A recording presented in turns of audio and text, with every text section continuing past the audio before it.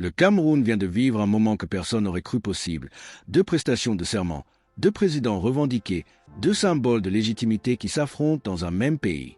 D'un côté, Paul Biya, le maître du palais d'Etoudi depuis plus de 40 ans, main levée, jurant fidélité à la Constitution et au peuple camerounais. De l'autre, Issa Chiroma Bakary, ancien ministre, devenu opposant farouche, prêtant à son tour serment, au nom de la vérité des urnes et de la volonté du peuple. 2 hommes, 2 discours, un pays coupé en 2 réalités. C'est peut-être la première fois dans l'histoire récente du Cameroun qu'un acte symbolique, la prestation de serment, devient une arme politique. Le serment de Paul Biya, prononcé le 6 novembre 2025 au palais de l'Assemblée nationale, avait tout du rituel bien rodé. Costume sombre, main droite levée, ton solennel, je jure de consacrer toutes mes forces au service du peuple camerounais. Un discours calibré, une continuité affichée. À 92 ans, l'homme fort de Yaoundé se présente comme le gardien de la stabilité, le rempart contre le chaos. Il promet de protéger la Constitution, de maintenir la paix et de poursuivre le développement. Mais derrière les sourires, les drapeaux et la fanfare militaire, beaucoup ont vu un pays fatigué, une nation qui doute. Car cette fois, la cérémonie de Biya n'a pas été la seule. À Garoua, dans le nord, Issa Chiroma Bakary, ancien fidèle du régime devenu son plus virulent adversaire, a prêté serment devant une foule compacte, brandissant le Coran et la Constitution. Moi, Issa Chiroma Bakary, élu par le peuple, je jure de servir la nation et de restaurer la vérité des urnes. Pour ses partisans, il n'y a plus de doute, le vrai président, c'est lui. Pour le pouvoir, c'est un acte de rébellion, une provocation. Le Cameroun n'a plus un seul centre de pouvoir, mais 2 pôles rivaux, l'un institutionnel, ancré dans la légalité d'État, l'autre populaire, enraciné dans la contestation et la rue. Ce double serment a révélé au grand jour ce que beaucoup craignaient, la naissance d'une dualité du pouvoir. D'un côté, Biya incarne le pouvoir formel, soutenu par l'armée, la haute administration et les institutions électorales. De l'autre, Chiroma symbolise une force populaire, un ras-le-bol accumulé par des décennies de monopole politique, d'inégalités régionales et de frustration sociale. C'est une confrontation entre 2 légitimités, celle du droit et celle de la rue. Depuis des semaines, les images venues de Douala, Maroua et Bamenda montrent des foules massives brandissant des pancartes. Notre serment, c'est celui du peuple. Les autorités parlent de troubles à l'ordre public. Les partisans de Chiroma dénoncent un vol électoral. Les tensions montent, les rumeurs d'arrestation circulent et l'armée reste déployée près des grandes villes. Derrière les discours officiels, le pays tremble sur une ligne de fracture invisible, celle entre un pouvoir qui veut durer et un autre qui veut naître.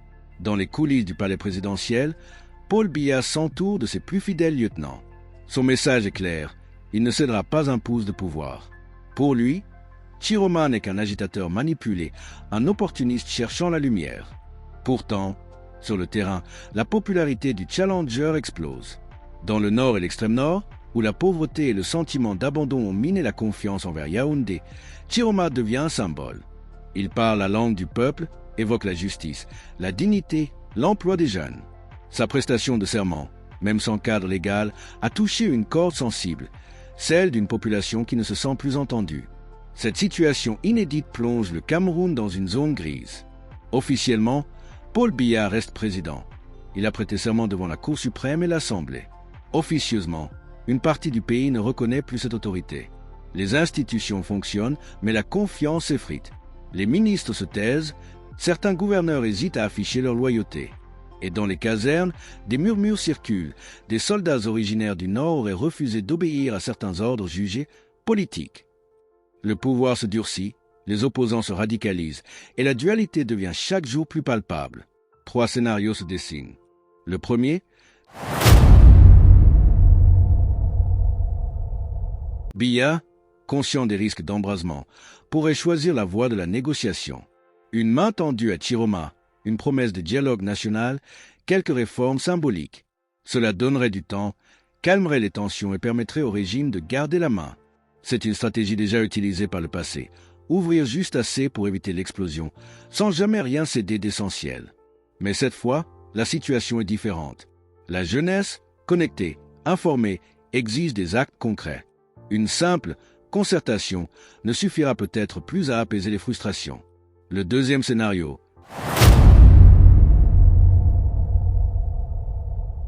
Le pouvoir pourrait décider de réprimer toute contestation. Internet coupé, médias muselés, arrestations ciblées, militarisation accrue des villes et des zones sensibles. Ce serait un retour à une stabilité apparente, mais au prix d'un climat de peur et de colère enfoui. L'histoire récente montre que ce genre de stratégie finit souvent par se retourner contre le régime. La paix imposée par la force n'est jamais durable. Et dans un Cameroun où les fractures régionales sont déjà profondes, une telle approche pourrait nourrir de nouvelles radicalisations. Enfin, le troisième scénario, le plus explosif.